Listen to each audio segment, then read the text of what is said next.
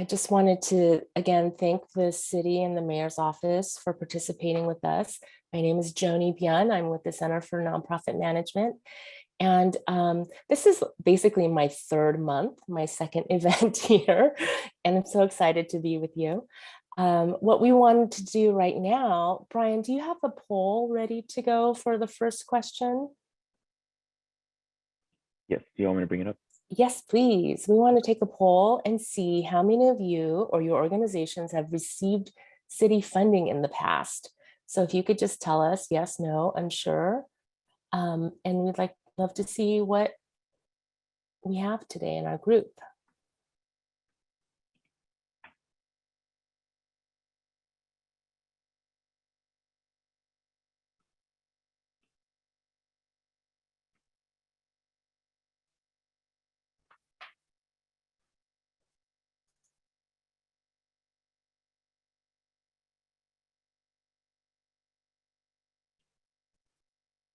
Okay, I'm gonna end the poll.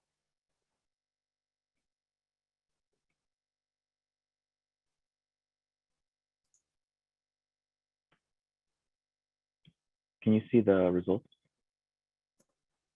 I can. It says about 50% of you have yes, received funding in the past, 23% no, 27 unsure. So that's interesting. We have about half of you who have in the past worked with the city, so that would be great to hear from your experience as well. What we want to do today is hear more about youth and family focused services. We have two great speakers from the city. And without much further ado, I would just like to make sure that we have all of us on mute while the presenters are presenting, especially if you have background noise. And if you have any questions, please do put them in the chat. Okay, and I'll turn it over now to my colleague, Anthony Foster, and he'll introduce our speakers. Anthony? Thanks, Joni. Good morning, everyone. Happy Friday. Thank you first and foremost for all taking time out of your mornings to join us for the second session that we're doing in partnership with Center for Nonprofit Management. So thank you, Joni, Regina, Brian, and the rest of the center for allowing us to do this. And hopefully, with this, we're able to continue to demonstrate and show how the city works and opportunities to partner with the city. As Joni mentioned, my name is Anthony Foster, and I'm the Associate Director with the Mayor's Fund for Los Angeles, a nearly 8-year organization that was formed to really be a partner to the city and help to supplement city programming and opportunities where things may fall short or find innovative ways to step in as well. Case in point being today. So with that, as the summer approaches, we are really excited to have two great leaders in the city, both Lisa and Abigail, to walk us through what the departments do, some opportunities that are on the horizon, and ways in which all of you as nonprofits can be informed and get engaged. And so I'll take a moment to just briefly run through their names and titles, and then I'll turn it over to Lisa to get us started. So between the two of them, they both have nearly 2 decades of experience in city government. Lisa Salazar is the general manager of the newly formed Youth Development Department, really focused on centralizing youth programming and policy activities. And so really excited to, one, see that department formed and hear more about what they have and planned and how they will be a resource for all of you. And then we'll also have Abigail join us and talk about her department, Communities Investments for Families department, really focused on anti-poverty and education enrichment, and some opportunities to partner there as well. So I will step back and yield the floor over to our first presenter, Lisa. And once again, just want to thank you all on behalf of the Mayor's Fund, and have a great session. Thank you, Anthony, and good morning, everyone. It's so great to see so many familiar faces, and thank you to the center for this opportunity to talk about the new Youth Development Department. So I believe we have a slide presentation. Pull that up. So just very quickly, a little bit more about me, which I think it's important. One is that I did work in the nonprofit sector for 10 years in direct service, wore many hats, served, I think, almost all of the different communities in the city, except for the Valley. The Valley is one that I never had the opportunity to provide direct service. and then served as a grants administrator with the Community Development Department and the Economic and Workforce Development Department for about 15 years after that. All that to say is that I have a tremendous appreciation for the work that you all do in our communities on the ground. So with that, I'd like to introduce the new Youth Development Department. We are, I think, 11 months old now. I love this picture because this was taken on the day that the department was announced by our great Mayor Garcetti, alongside with our champion on City Council, Councilwoman Monica Rodriguez. So we'll go to the next slide. And oh wait, before you go there, I also, please go back. I cannot be remiss and not to mention all of the beautiful young people in that photos. These are the young people representing the Invest in Youth Coalition. The Invest in Youth Coalition, along with Legacy LA, are the biggest part, I would say, a huge reason why the Youth Development Department came to be. So let's go to the first slide. The state of youth development in Los Angeles prior to the department being established was, we just lacked a unified vision on youth development. The city controller put out a report in 2019 that basically told us that we have about 26 different departments utilizing upwards of $180 million in city resources to deliver programs to young people across the city. So if you could imagine 26 ships in the ocean, a lot of them sailing in the same direction, all of them doing really good work, but not doing that work under a unified vision for youth development. We lack a strong kind of central coordination piece, lots of great work happening, but departments really not connecting in an intentional or systematic way. We also make it very difficult for parents and young people to find out about opportunities within the city. Right now, well, I shouldn't say right now, but prior, you had to go to the individual departments to learn about whatever opportunities they had for young people. So we're missing that central point of entry for young people and our community members to access information about that. That's not a good thing because we should never have programs that are a best kept secret or only available to those who know someone who knows someone who knows about how to enroll in a program. It's just a very serious access and equity issue by not having a centralized point of entry. So we'll go to the next slide. That exacerbated with the many, many challenges that young people in the city face, issues of homelessness. Our high school rate in Los Angeles is like 10% less than the statewide graduation rate. The number of young people in foster care and transitioning out of foster care, the challenges that our English learners face. I know I'm preaching to the choir. You all are very familiar with these issues. So we can go to the next slide.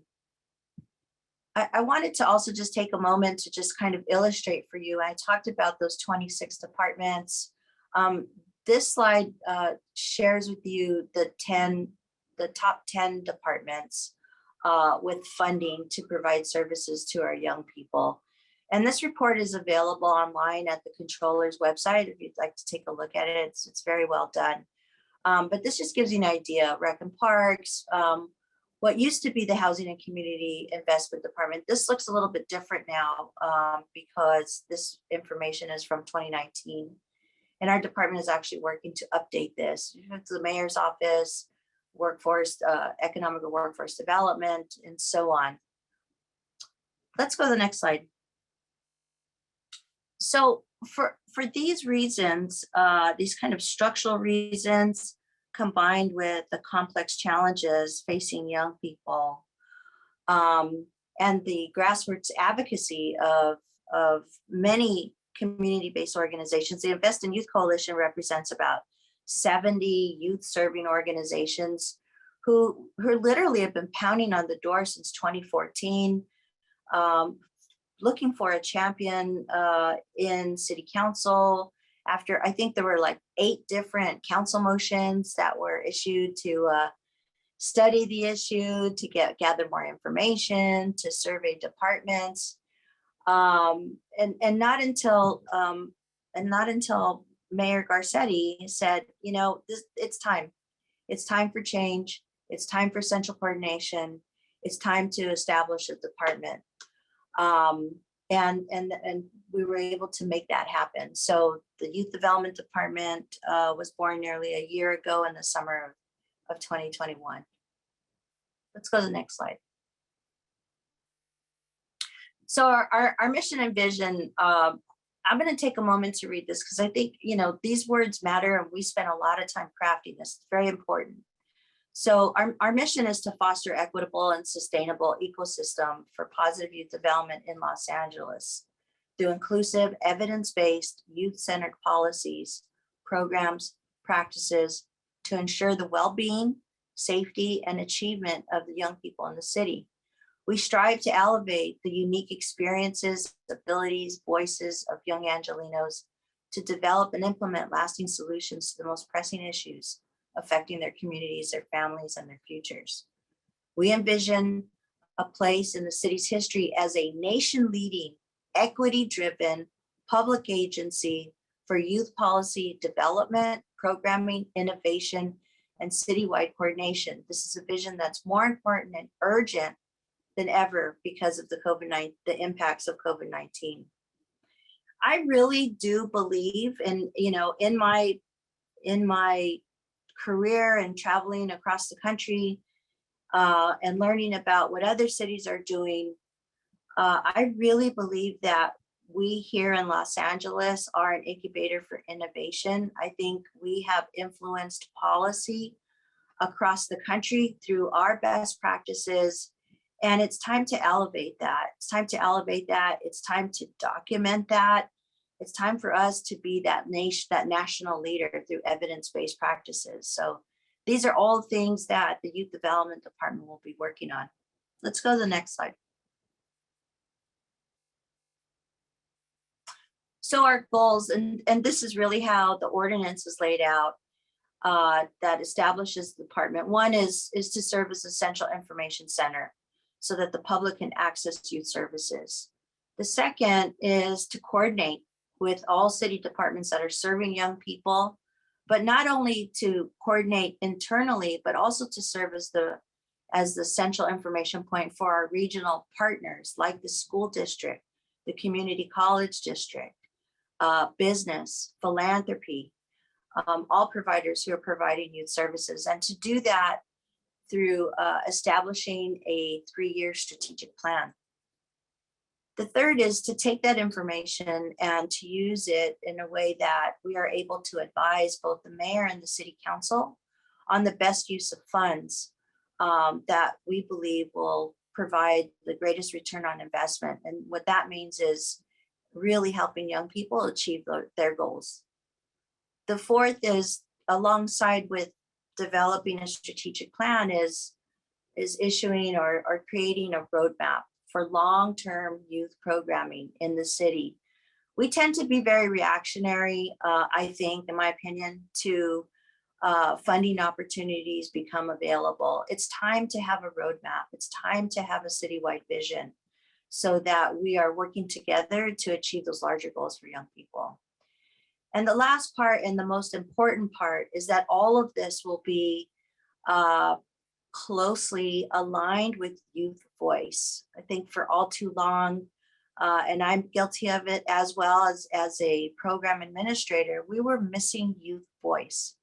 So our department has established a youth council. It's named after the great Olivia E. Mitchell, who is an amazing individual who ran one of the first youth councils in the city under Mayor Tom Bradley. We brought it back. We have 30 young people, 2 from each of the 15 council districts, who come to us with great passion, have their top policy priorities, are very eager to learn about how the city operates, how budget decisions are made, how money is being allocated, and how it's actually working or not working. So everything that we do involves intense youth voice. So these are our 5 goals. Let's go to the next slide. Everything I described might sound monumental, like huge tasks, but I wanted to be transparent and share with you, this is our budget. In our first year, it's a 1.3 million. It's really money to stand up the department in the first year, so we have a lot of first-time costs. It pays for 7 staff in addition to me, so we are a lean and mean team of individuals who are dedicated to youth development, and I couldn't be prouder of the group of folks we have assembled who are working for the department. Some money for contractual services. We just completed 2 procurements, one for community engagement and curriculum development, and another for our strategic planning process. So we just wanted to share that with you all. Let's go to the next slide. Our programs and our initiatives. So we, in these initial years, we're really focused on establishing baseline data, developing the long-term roadmap for youth programming, and doing that through this 3-year strategic plan. This is really the thing that we are concentrated on right now. Now that we have a consultant on board, we'll be launching into the citywide strategic planning process. I want to make sure that this strategic planning process is a very high visibility, public facing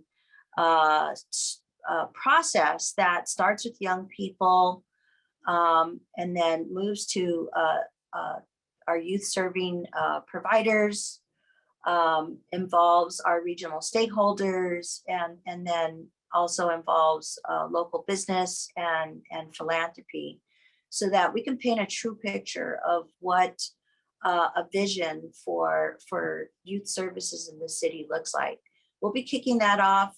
Hopefully, you know, COVID is really has created a lot of start and stops, as you all know, but our vision is to have an inaugural youth summit this year, and then annually have a big annual youth summit here in the city where young people can come together and talk about what's important to them, what's working, not working, and really provide us with feedback so that we can structure programs that best meet their needs.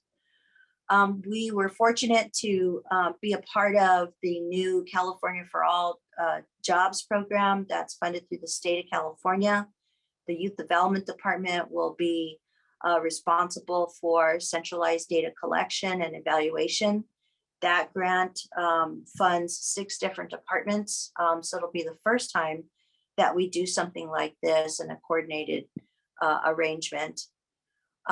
We are fortunate to be able to adopt Mayor Garcetti's Youth Ambassador Program and the My Global LA program. These are programs that are currently administered by the Mayor's Office of International Affairs.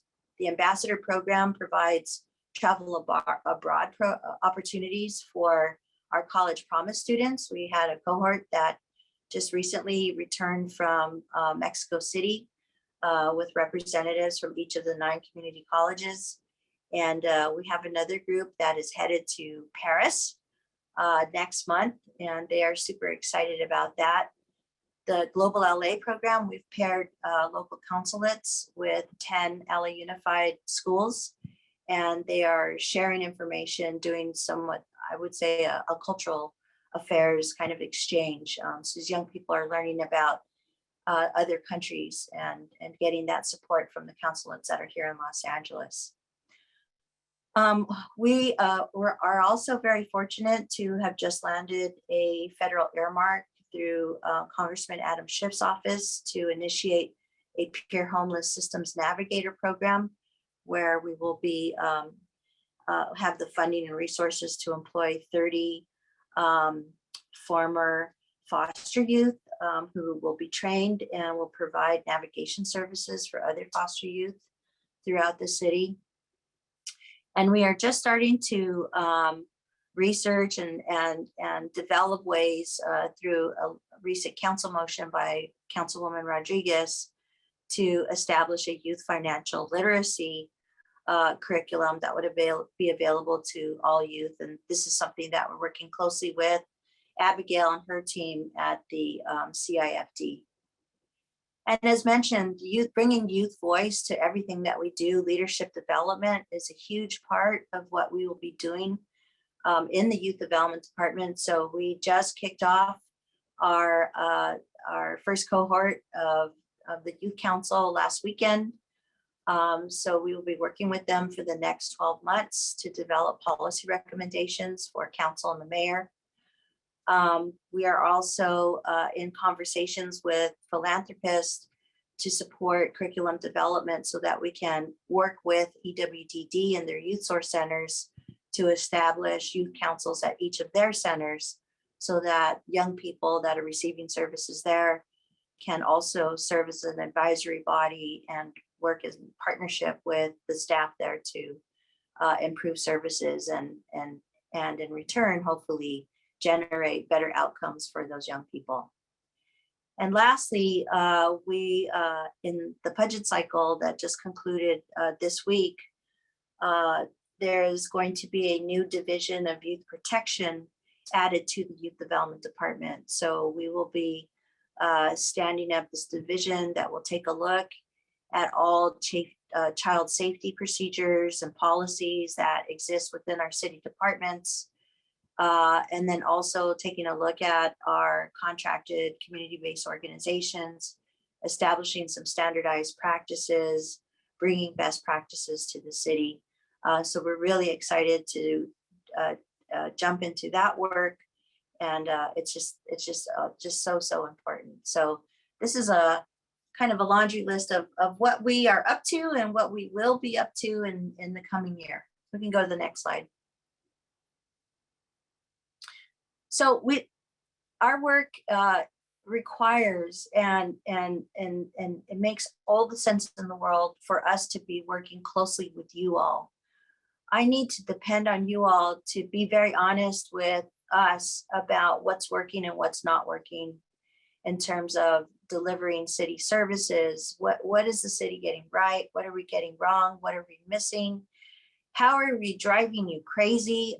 If you have contracts with us, what can we do to make sure that you and your staff are able to spend more time with your clients and really less time with us? You should not be spending all your time with our auditors and monitors and all of that good stuff. So we really need to work on creating some efficiencies. We need you. We also need you to be a big part of our strategic planning process. So we'd like to invite everyone who's on the call today to be a part of that. We will share information with the Center for Nonprofit to make sure that you are on our distribution list. So as we initiate the strategic planning process, you're able to get those invitations. Same thing with our youth summit. We want to hear from your young people. We want them to be a part of our work.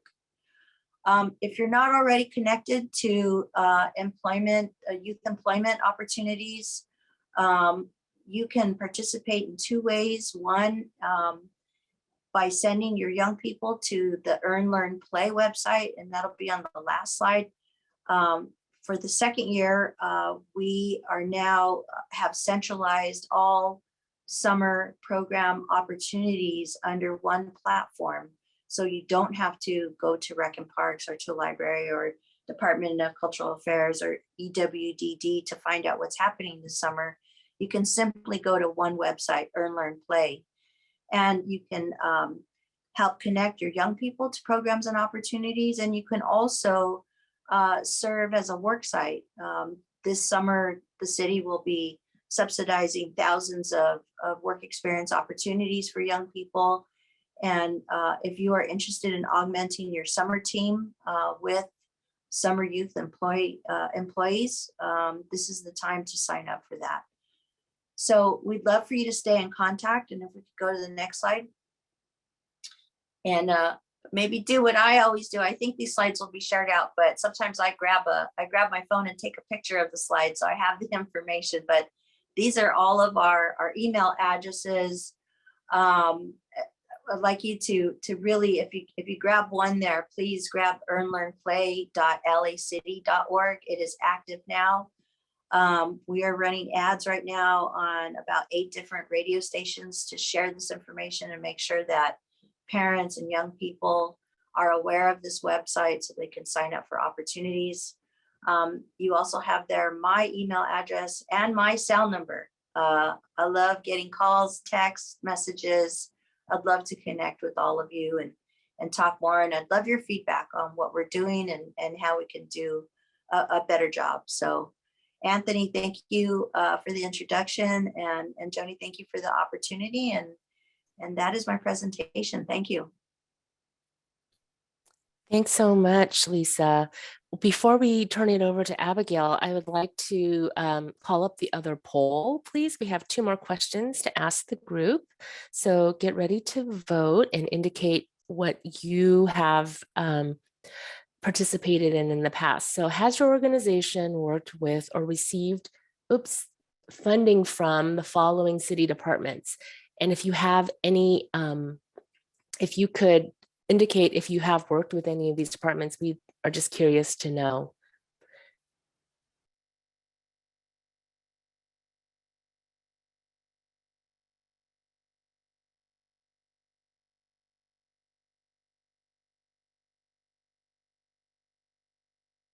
Okay, Carlos, we have, when we get up to full participation, maybe you could share the screen, share the results.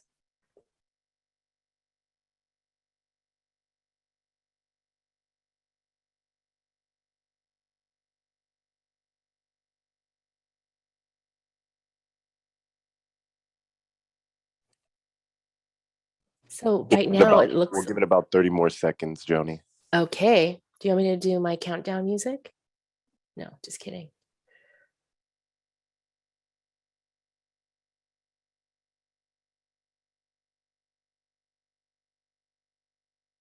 Still have time to vote or indicate what you've done with the city in the past.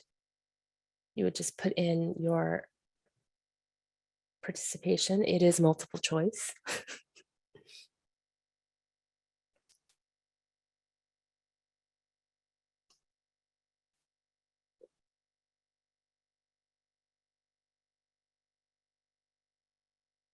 Okay, Carlos, let's just end it here and see where we landed.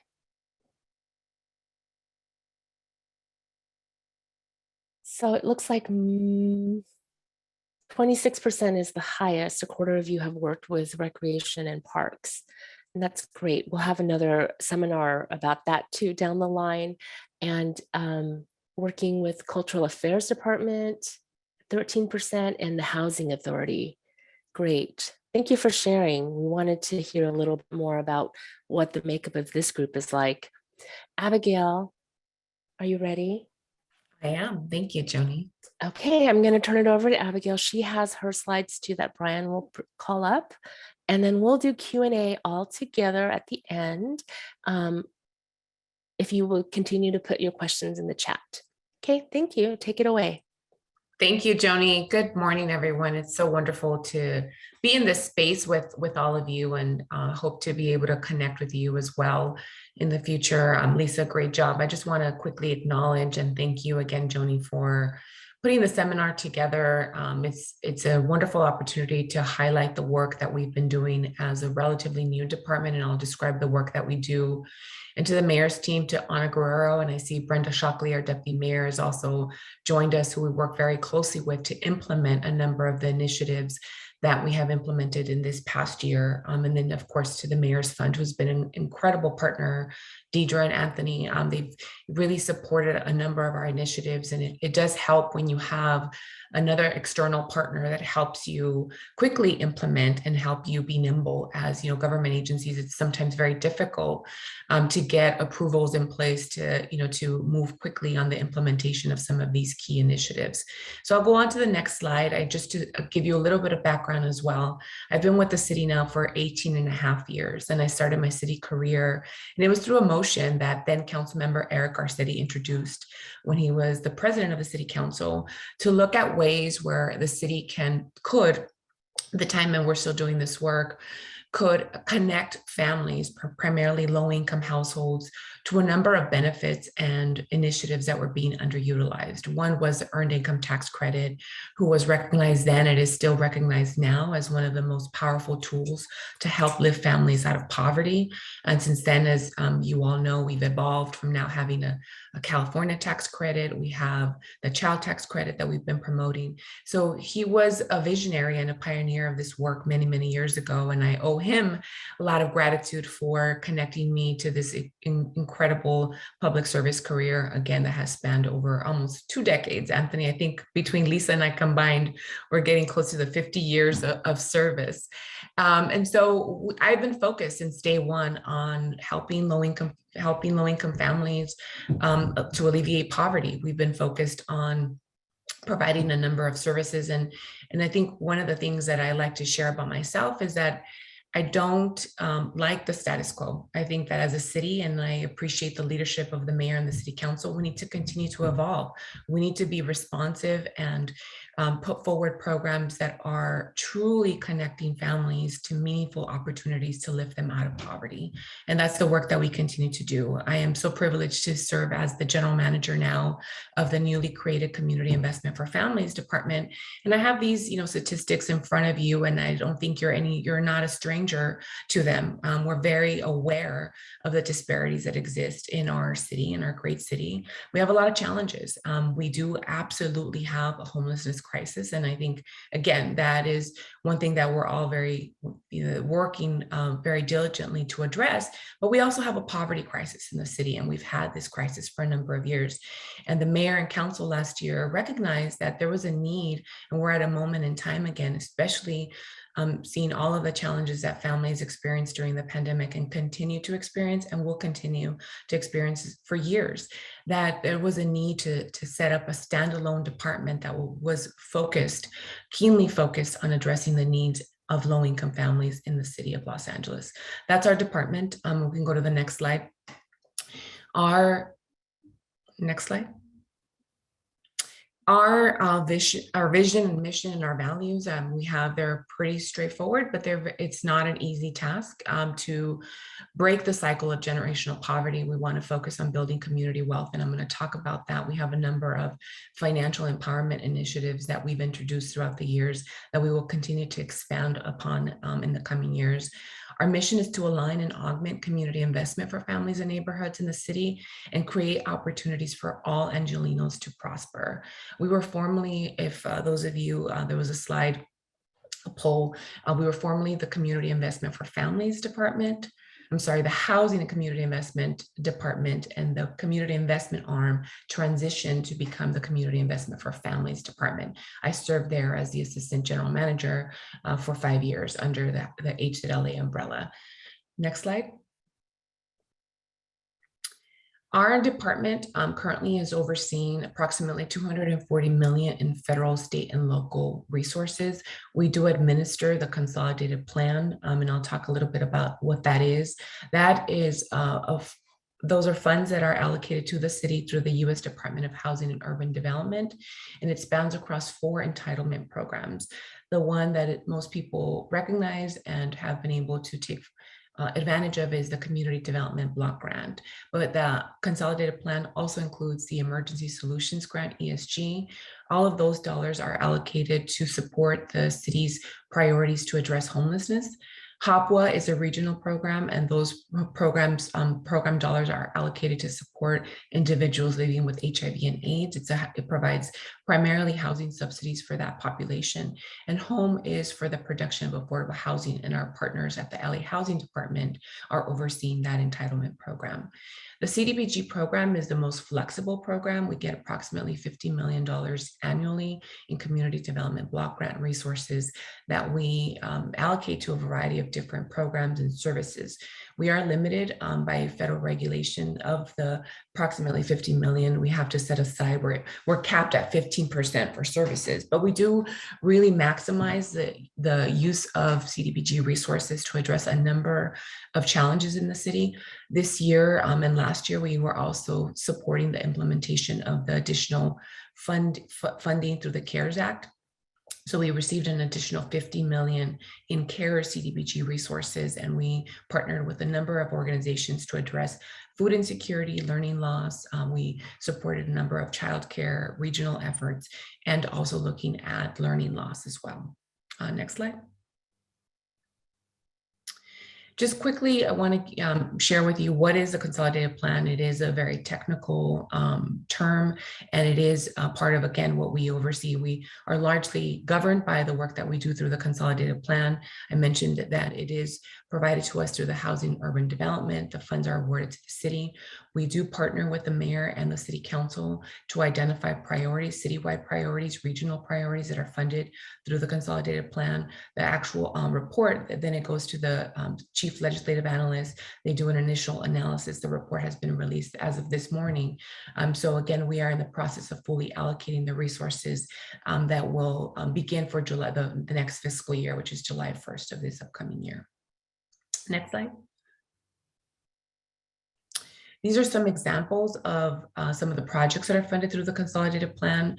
We do look at affordable housing. We are looking at what we mean by stabilizing and revitalizing neighborhoods. We currently have 132 what we refer to as capital improvement projects, and those range from, and we work with approximately 20 city departments. Those range from street sidewalk repairs. We're working on making parks ADA accessible. We're adding playgrounds to parks, improving pools. So again, the focus is to eliminate blight and really looking at revitalizing neighborhoods, both through the housing lens and also through the community empowerment lens. Next slide. The public service dollars that are allocated through the community development block grant also support a number of services. We do support our Family Source as a department. We fund 16 nonprofit organizations that are, it's a place-based strategy. They are located in the areas of the city with the highest concentration of poverty. They provide a variety of services to low-income families and individuals. Our Family Source system is a cornerstone system of our department. They have been on the front lines of the COVID-19 pandemic. I think in this past 2 years, they've served close to 200,000 unduplicated residents, and they've provided a variety of different services from assisting with the deployment of the emergency rental assistance program, supporting the implementation of the eviction defense program, supporting with a variety of different initiatives related to food insecurity, learning loss, as I mentioned. They are assisting with our guaranteed basic income program, which I will describe in a second, but they provide on an ongoing annual basis services they support. We work closely with the county to connect families to eligible public benefits. They offer financial empowerment services focused on credit building, credit repair.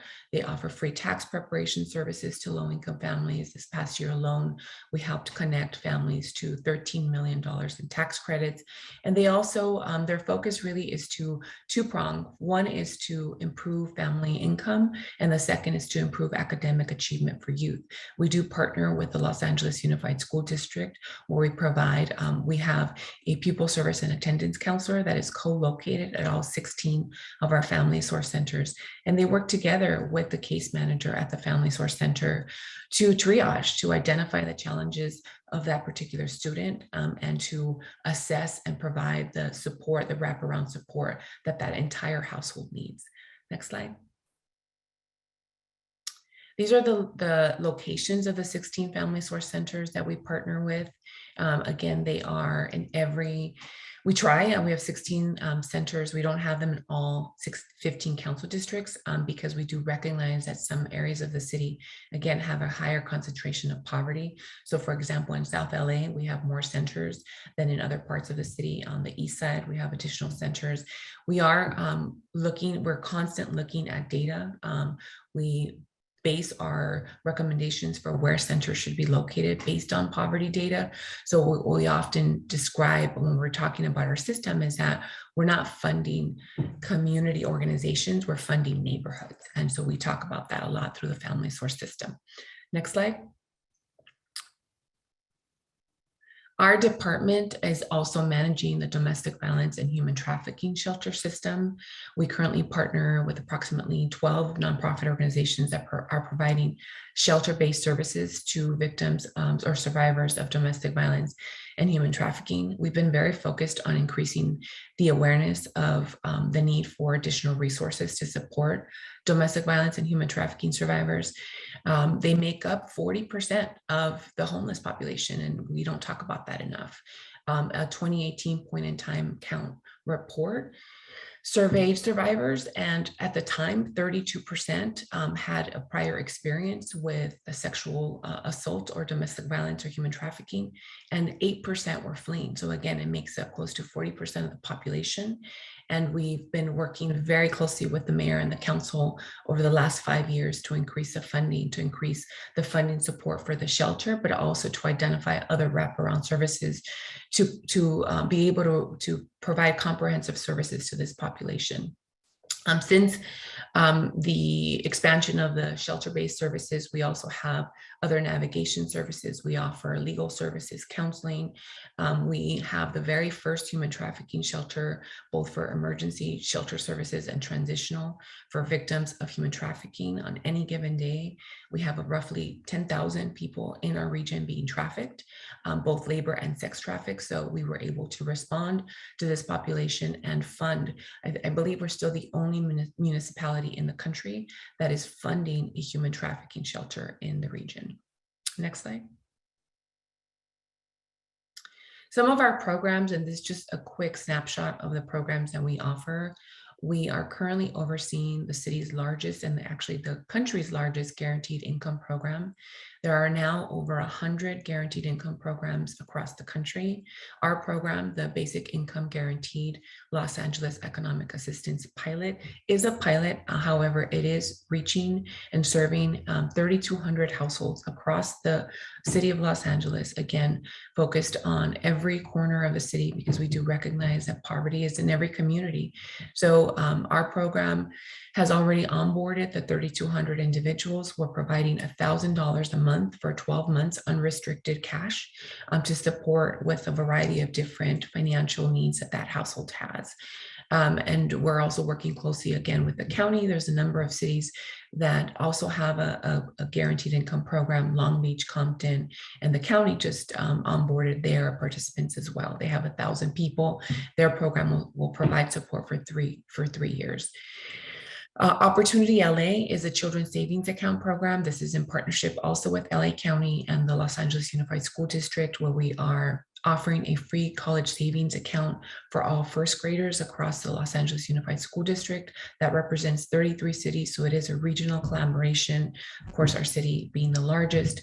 We've already enrolled close to 44,000 students have received a $50 seed deposit. And again, the goal is to encourage the family to begin having the conversations to create a college-going culture in the city and to support to create college as an expectation, not an exception. So that's the culture that we're trying to establish in the region. There's a number of studies that show that a child with a college savings account is 4 times more likely to go to college and 3 times more likely to go to complete their college education, regardless of how much is in that particular account. I mentioned the work that we do through the free tax preparation campaign. I'm not sure if you've seen, we ran ads at bus shelters and bus benches. We run them annually during the tax season, where we help low-income tax filers prepare their tax returns annually. Again, this work started through a motion for us in the city, through a motion that was introduced by council member at the time, Eric Garcetti, and that work has evolved.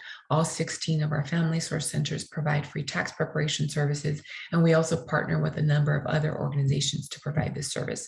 Every year, our goal is to increase the utilization of the earned income tax credit, and now the child tax credit, as I mentioned, the California earned income tax credit as well. It's a powerful tool to put dollars back into the households that we're serving. And again, last year, or this particular year, we've already connected families to 13 million in tax refunds. We're starting to do more as a department to focus on homelessness prevention. We launched a program last year that was modeled after a program in New York City. In New York, the program is referred to as Home Base. For us, it's Solid Ground. And the goal of this program is to identify families who are at imminent risk of becoming homeless and triage and provide support. Our program was a pilot program last year. The goal was to serve, we received $1 million from the City Council, and the goal was to identify 500 families who were on the brink of homelessness. We served over 600 families through this program and helped them to collectively increase their income by over $1.3 million.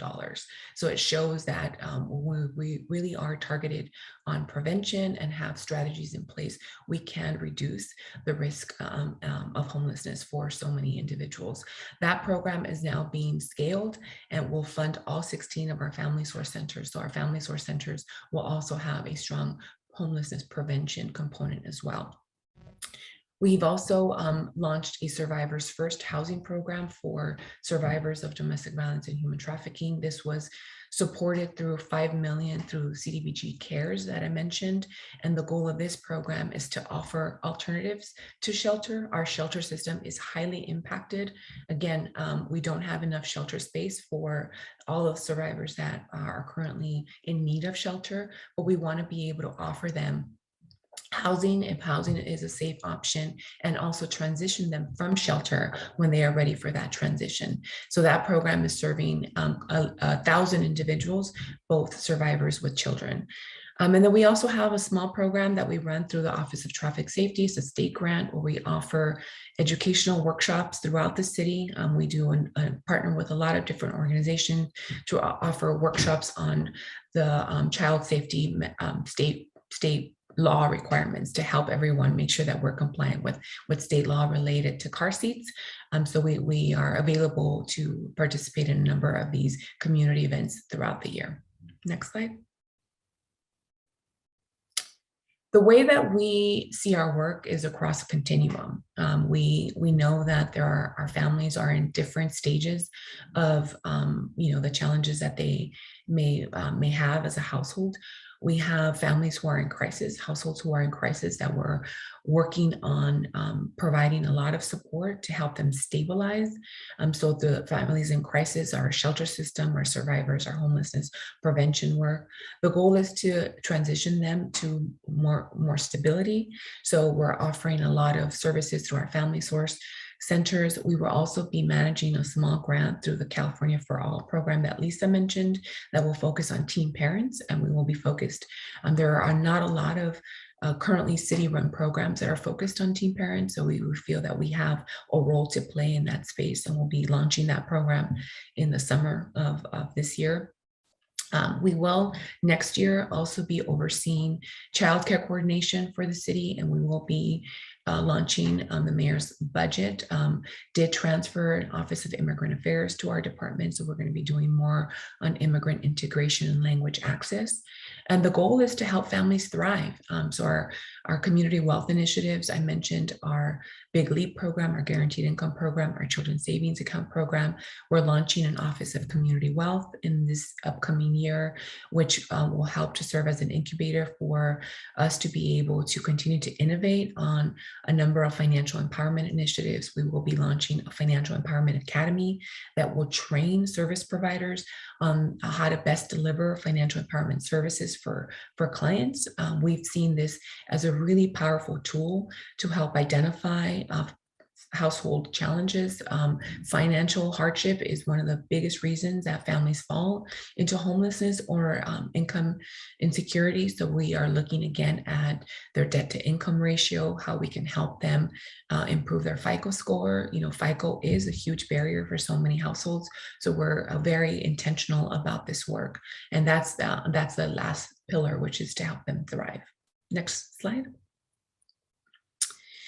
For us, you know, future funding opportunities for those of you that are interested in doing some of this work, we are always looking for new partners. I think it's important for us to continue to evolve, as I mentioned, and identify other partnerships that will help us bring our programs to greater scale. The Family Source system, we will be releasing a request for proposal in the fall of this year.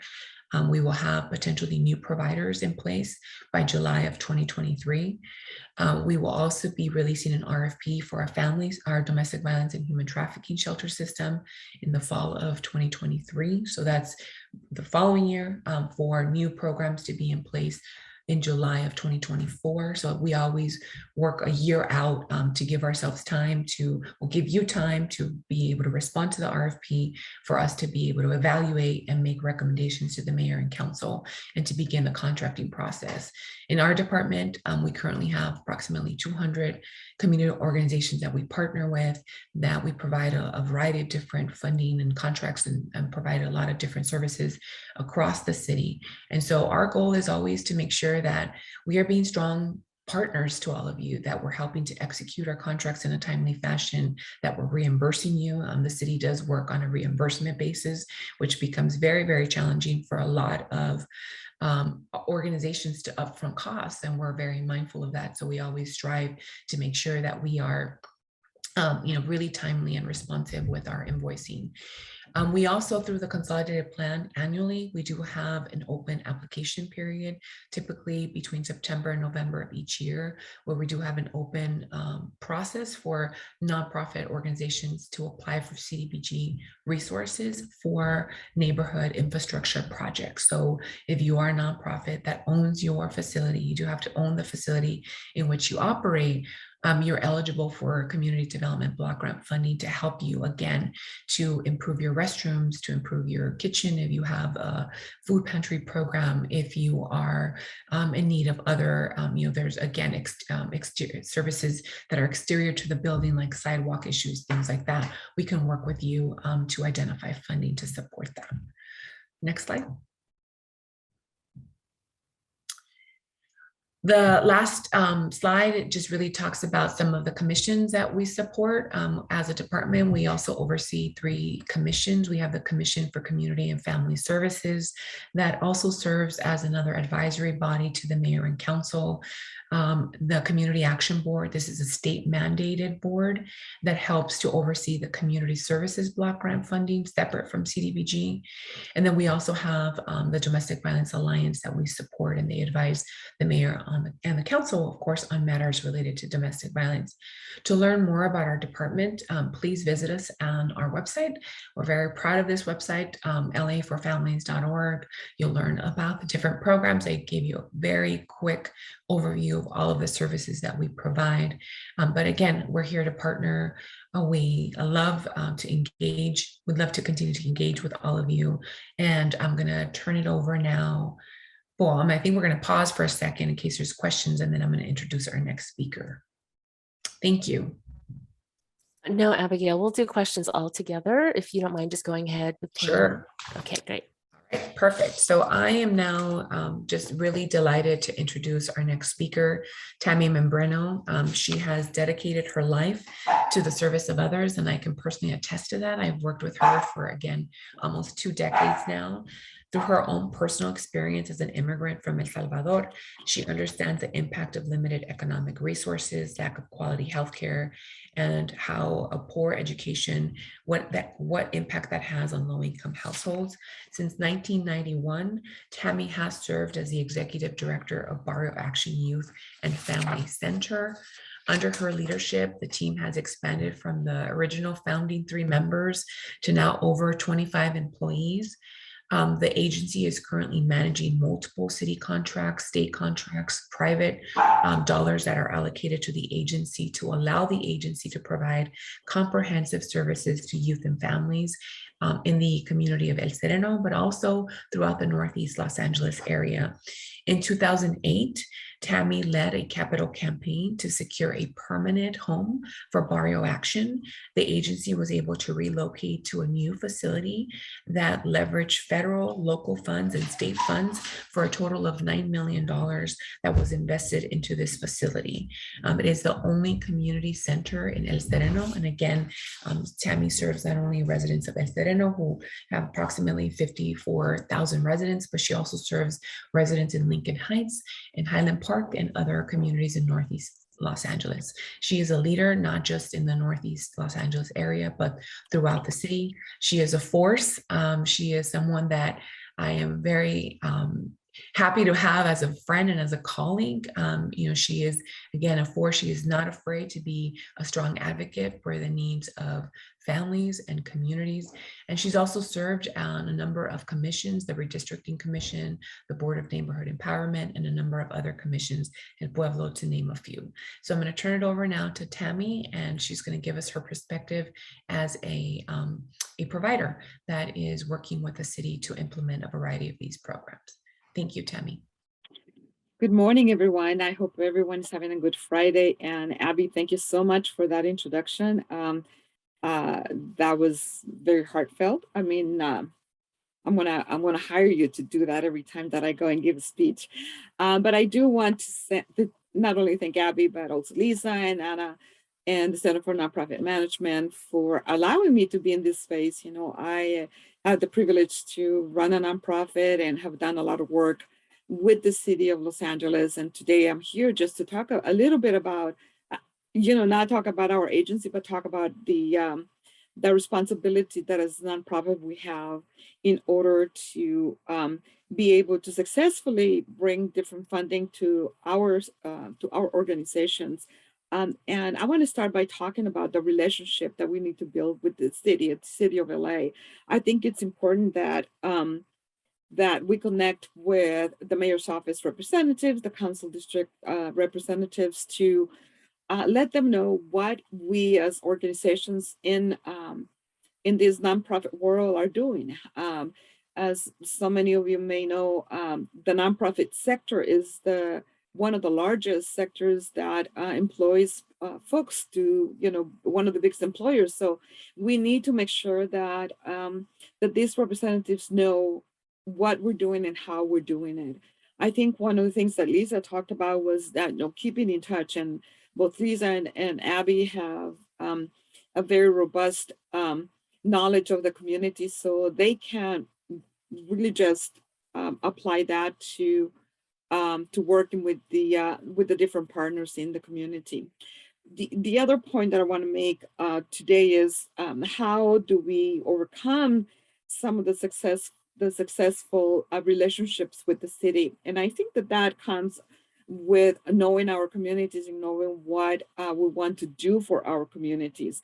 I think so many of us like to know that there's going to be an RFP coming out and we are going to be able to bid on it and so on. But what we fail to see sometimes is that the collaboration part of doing this, it takes a little while to do. While it's great to have partners, let's not begin to work on doing a proposal without having those partners in place. So many of us make the mistake of applying for a grant and not having partners yet, and we don't have strong collaborators and partners that will be part of this trust system that we have in the community. Let's not start looking for partners, a month before the RFP is due. Collaboration is essential for any of the programs that the city has, and we have learned that throughout the years. We're really happy to have 2 new departments, and they will, and they have, between Lisa and Abby, they have strong knowledge of how different communities work and how they deliver services. I know that sometimes, as we are a small agency, that maybe we look to just wanting to do this grant, apply for these grants, and what we really don't realize is that sometimes, we actually bite more than what we can chew. So we have to be really not I don't want to say careful, but we do have to be comfortable in knowing that that the best way to get a grant is to get partners. Collaboration is essential. I think we've learned that we cannot work in silos anymore. We need to have strong partners as we, go through, not only through the city, but county, state, or whatever other grants, including foundations and private donors. That's one of the things that I really wanted to talk about. A great example of collaboration and working together is the development of the Youth Development Department. That, it's a group of not only activists and folks who wanted this to happen, but also the leadership of organizations. I was mentioned before, they were Legacy LA, one of the partner agencies that we have in the Boyle Heights area, El Sereno kind of border. They were instrumental in getting all these folks together and being able to bring the idea of, not the idea, but to bring the force behind the Youth Development Department. So this is something that we need to keep in mind, that just because something is not in our mission wheel, that doesn't mean that we cannot support it. I think that as a city, we need to be supporting, and as a nonprofit world, and we need to be supporting each other. It is important to support each other in any of the efforts that we do. I think one of the things that we sometimes, forget is that advocating for others is advocating for ourselves. So talking about the spirit of collaboration, it doesn't mean that we can't, look for just efforts for our own organization. I also wanted to discuss a little bit about the barriers of overcoming a lot of these collaborations.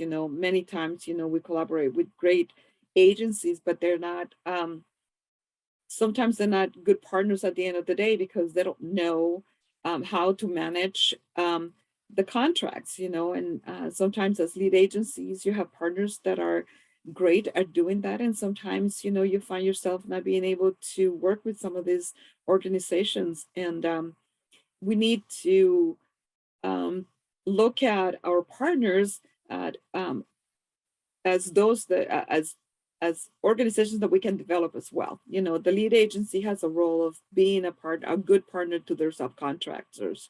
And I think that that's one of the things that we have learned, and I have learned in the many years, that if a subcontractor doesn't do well, you don't do well as a lead agency. So I think some of the barriers that we need to overcome are that, along with making sure that we understand clearly what the expectations of any RFP are for that community.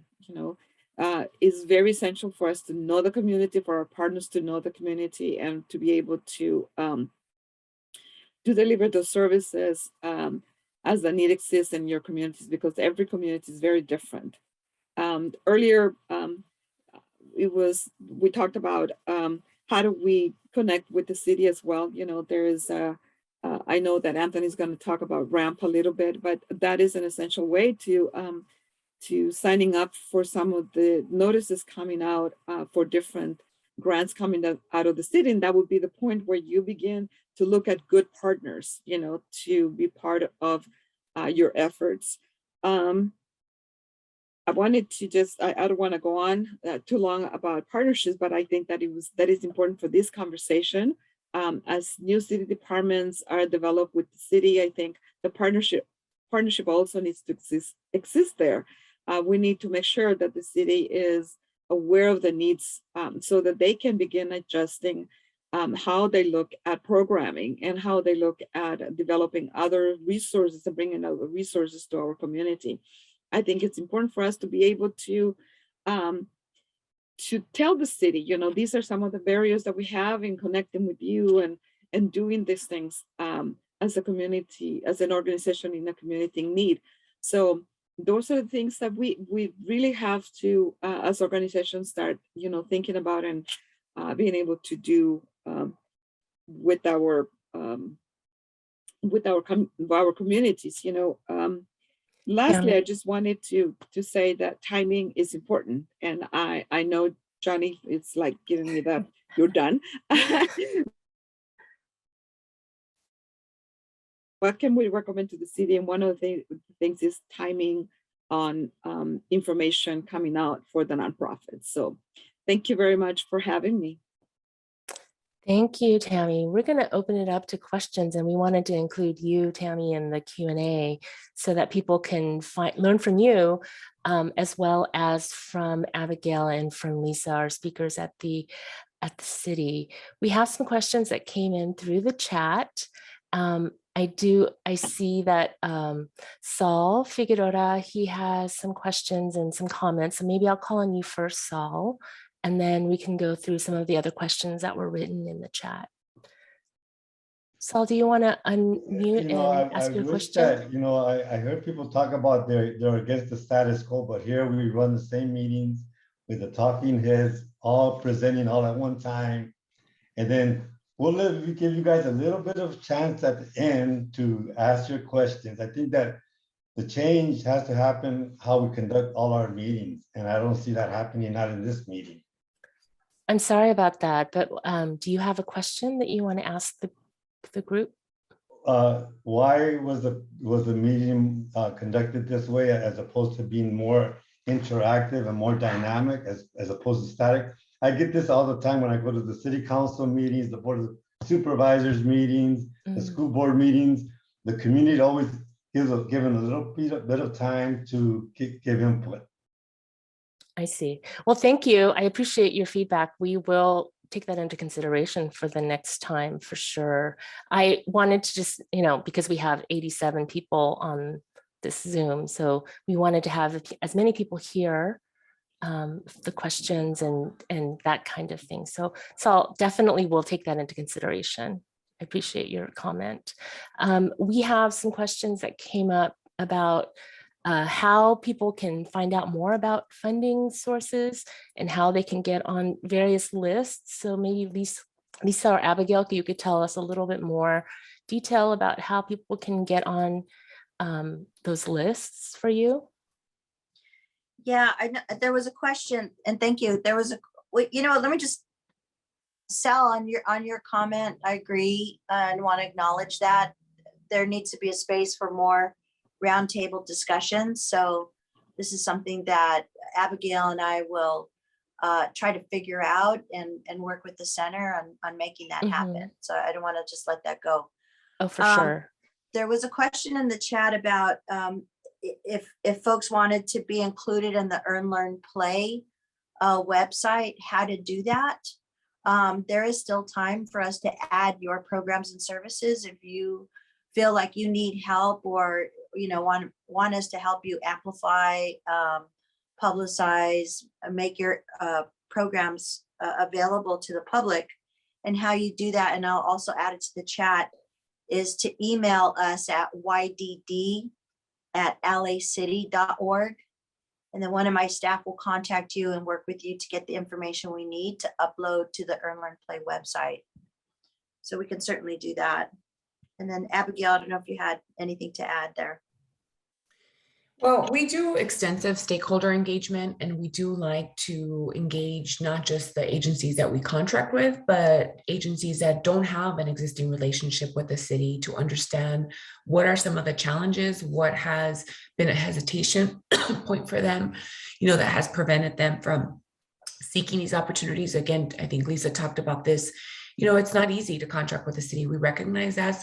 But that's our job. Our job is to help to streamline that process, to invite more organizations to partner with the city. I think, I don't want to speak for Tammy, but I strive to be a better partner. I want to be a good partner for the organizations that we work with, because we as a city, we're not directly serving families. We're doing that work through you. And so we want to make sure that we're creating programs that are are meaningful, they're inclusive, and more importantly, that they're responsive to the needs of the individuals that we're serving. So I invite you to stay engaged. We actually have a lot of different opportunities to engage with our department. We do community meetings multiple times a year, just again to solicit input from the greater public on the identifying priorities for the consolidated plan. But then we also do stakeholder engagement when we are looking at releasing an RFP for different programs, so that again, we're identifying gaps in services and we're incorporating those services into the RFP design. Okay, great. But there's also, okay, we will share the slides. Somebody asked about that. How are you incorporating the neighborhood councils into this new department, into these new departments? So I'll start. The neighborhood council has been a instrumental partner in standing up our youth council, the LA City Youth Council. We are working with them to provide them the civic university training that is offered to the neighborhood councils for our youth council members, so that they understand that. Later on, we will be introducing the youth council members to their neighborhood councils, so that they can look for ways to better partner and bring youth voice to those meetings. Abigail?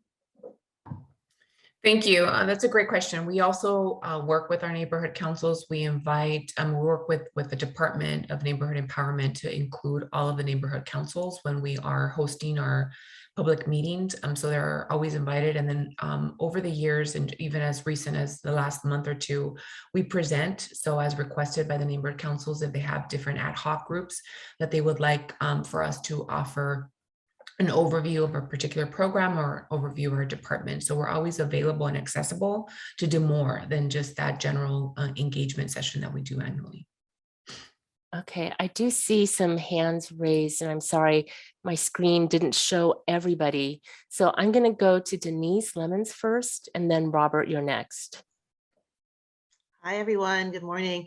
I recently founded a new nonprofit, an inclusion camp. So I'm really excited about hearing all the information here. I loved what Tammy said about partnerships, because there are established nonprofits that have contracts and have accessibility and notoriety, but we don't know how to find them. We don't know how to approach them. Is there some possibility that a database could be formed so that there's alignment in what our missions are? So if there is a youth program, but it doesn't facilitate, have accessibility for children with disabilities, maybe we can partner with them and we know how to reach out to them. Perhaps there's a certain age group of, kids that are, and just more, how can we get more integrated with alignment, but we don't know how to find them, because there are so many. So perhaps you guys can create some sort of database so that we know how to connect with them. Just putting it out there.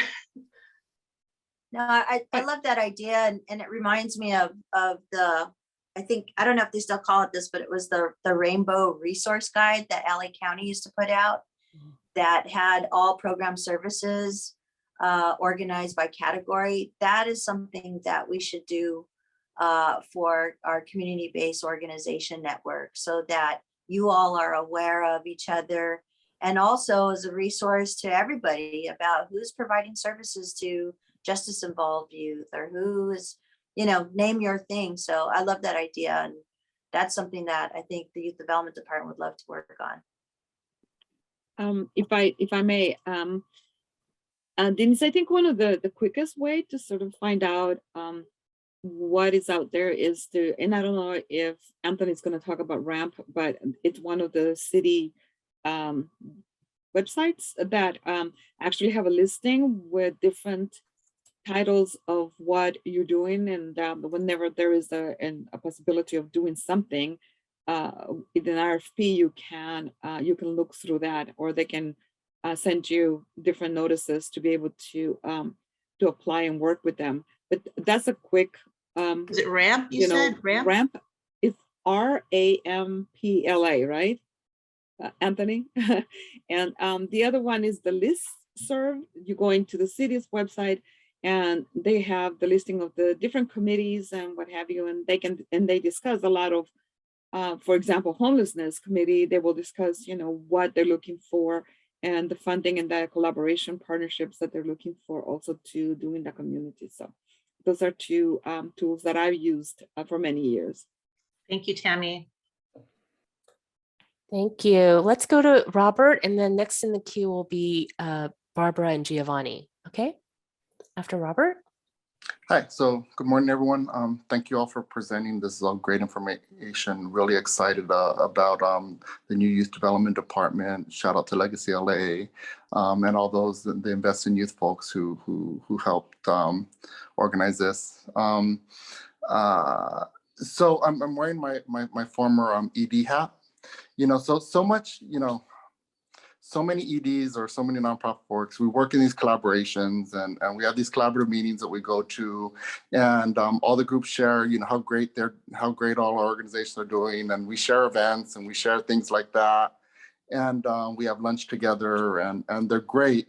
But one of the things that we've really struggled with is, we have those existing collaboratives, but these existing collaboratives don't really do a good job of, looking for being strategic about finding collaborative funding. So my question is, how can we support the youth development department in looking towards,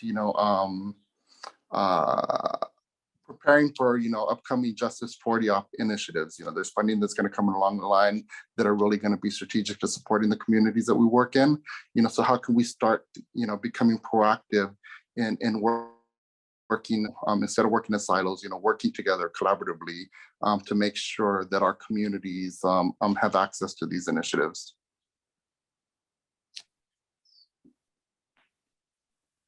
I think it's through, initiating conversations like this today.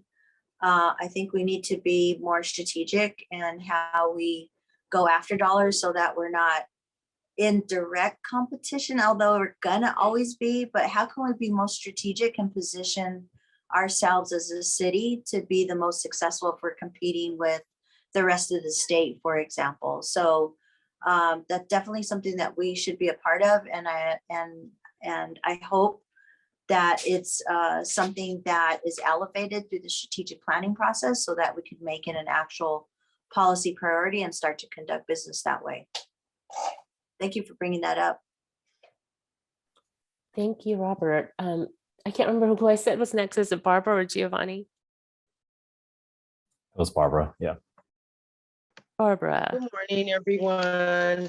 My name is Barbara, and I'm part of the Neighborhood Council, and I wanted to piggyback off of what the gentleman said, and also Lisa, that you spoke, you addressed it, and I'm excited being able to work with the council and be also help to be effective with the program. But I wanted to say that I appreciate you for addressing that we could come together and collaborate on trying to have a town hall, as well as you spoke on your presentation with coming up with a long-term effect for these programs for the lasting homelessness and all this. Let's make it long-term. So I'm excited about working with you all, and thank you for bringing that and addressing what the gentleman said on us coming together and really making this work as a group collaboratively. So I'm excited, and I hope that we will all be able to sit at the round table and give our ideas, because that's what's most important when we're trying to come together and make something work. And I'm a little nervous when I speak, so I'm sorry. It seem like I'm rambling, but I have trouble. This is one of my fears. That's why I got elected to be on the council. So I'm trying to, but thank you all for this valuable information. Thanks a lot. Thank you so much, Barbara. Giovanni? Good morning to everybody. And first and foremost, thank you for hosting this and opening up the door and the opportunity for us to be here. I think the more we can communicate and have partners be aware of the opportunities, the stronger we will be as a community. Because at the end of the day, right, we're all one community that work towards a better tomorrow. I am part of the Boys and Girls Clubs. Specifically, I'm the CEO for the West Valley program in the Los Angeles area, but I am one of like 19 within LA County and probably one of 11, I think, within the city that provide services during after school, on days that the schools aren't operating, and during summer programs. And I think it's really critical that the city look at how do we partner versus compete, which I heard that earlier from Lisa's. Well, we're probably still going to compete at some point, but really there's a lot of resources that some of us as organizations provide in our communities, and we should be looking to work with each other as subcontractors where, you know, the city can focus on what it's best at, and these organizations and community-based organizations, can really focus at what we're best at, right? And delivering those education, that empowerment, that growth, that engagement with our youth and with our families, because we are the ones on the ground and have that trust and engagement. So I really just want to speak to that and really encourage opportunities where funding can flow so that we can bring our services to more families and kids that can't afford what, in some cases are paid programs and in some cases are non-paid programs, but they still have a cost to the CBOs to be able to accomplish and deliver. But I hope that this is that first step into a real strong relationship as we look into the future.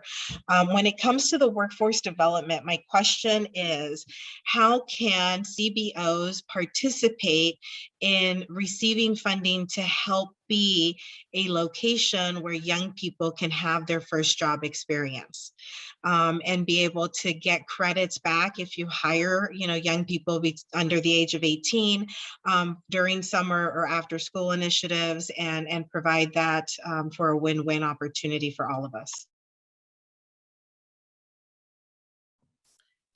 I just want to say thank you also to Giovanni for that question and those comments. I think it is absolutely important that we emphasize and underscore the need for collaboration. So not just the need for you all to collaborate with the city, but among, the network of nonprofit organizations that are serving communities. So our family source system, as one example, we actually require collaboration. We don't expect that one organization is going to be able to provide all of the services under the family source framework. So we are encouraging, but it is also a requirement of the contract. We want to make sure that they have those partnerships in place in the community, because again, we don't expect them to be experts in all these different areas. We want them to leverage the other community partners that are serving that particular community. And then to the point on the WorkSource system, I'm sure Lisa will chime in. There is an opportunity for you to apply as a youth source to be a direct youth source provider if your focus is on connecting young people to employment opportunities. But I don't know where we might have been. I think in the process right now, there's an RFP out for the youth source system. The RFPs, we are required by city charter to release an RFP every 3 to 5 years. Sometimes we'll extend it depending on the circumstances, but we are required to issue an RFP. So there's always that open process to identify new partners. And if you miss the opportunity or that's not a strong fit for you, there are still ways to collaborate with them. It's important for them to know who you are, what services you provide. You can look at a co-location model where you have someone from the Youth Source Center that's co-located at your site. So there's both formal and informal ways to partner. As you well know, you're an executive director, you do this all of the time, but we're happy to make some additional connections for you on that front if that's an interest for you. The only thing I'll add, and Abigail's right on point, is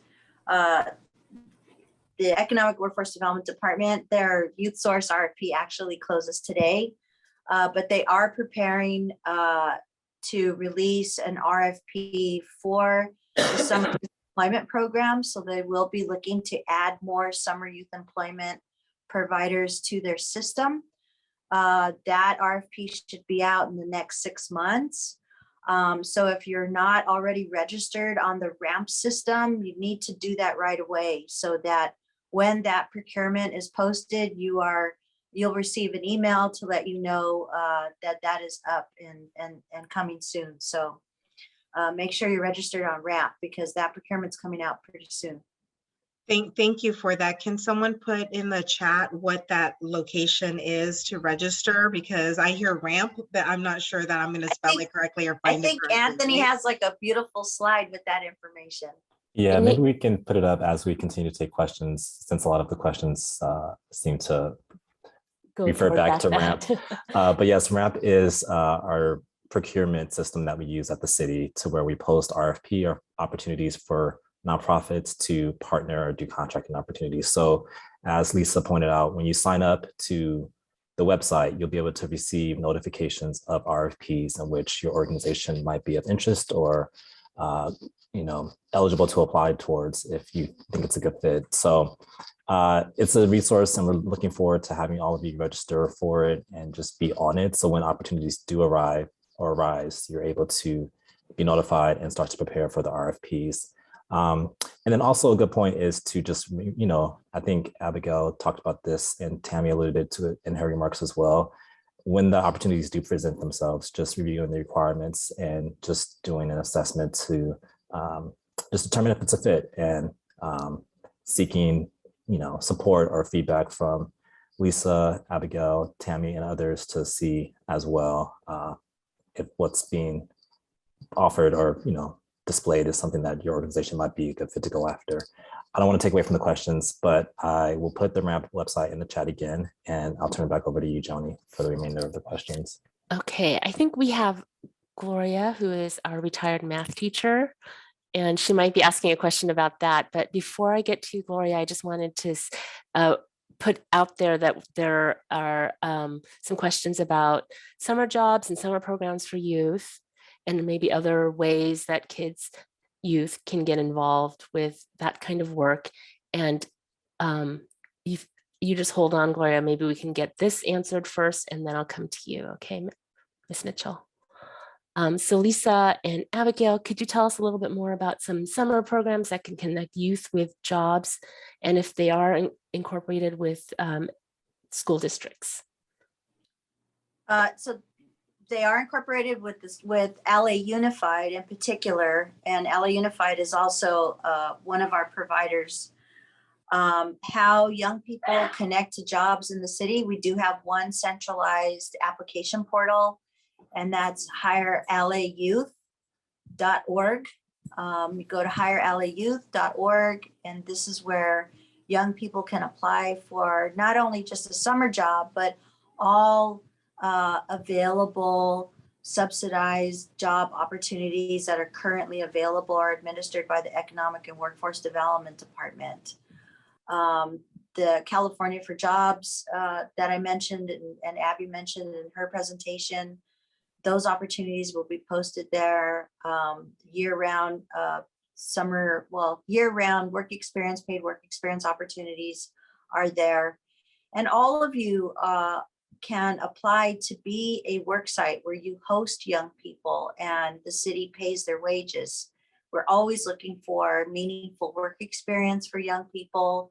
And we know that a lot of our providers expand their services during the summer months and need some extra help. So the Youth Development Department can connect you to those work site opportunities. I put the address in the chat, ydd@lacity.org. So those are two. I'll also put the Hire LA website in the chat. But you can access Hire LA through Earn, Learn, Play. That again is your one-stop shop for all summer opportunities under the Earn tab. Yeah, nothing more to add. I mean, we support the city goals related to youth employment. So our family source centers also serve as work sites. And they run a number of summer programs throughout the summer. So they do have, again, a lot of educational enrichment activities, recreational activities for young people. And most of them, if not all, are doing this work through the support of the young people that are placed there as a work site for the youth employment piece. So connect with them as well. You can email me. I'm going to put my email address on the chat as well in case there's any questions and you want me to connect you further. Thank you, Abigail and Lisa. Okay, really quickly, Ms. Mitchell. Okay, hi, I'm Gloria Shell Mitchell. I am a housing provider in the city of LA. And I understand that you're constantly seeking housing for young people. And we offer housing for Tay, but we got beds available and we have nobody to fill them. So I was wondering how we would be able to make the proper connections to be able to do that. And then also with a lot of the young people that come in, let's say they're 20, 21 or so, they don't know how to connect to services where they can get somebody to pay their rent.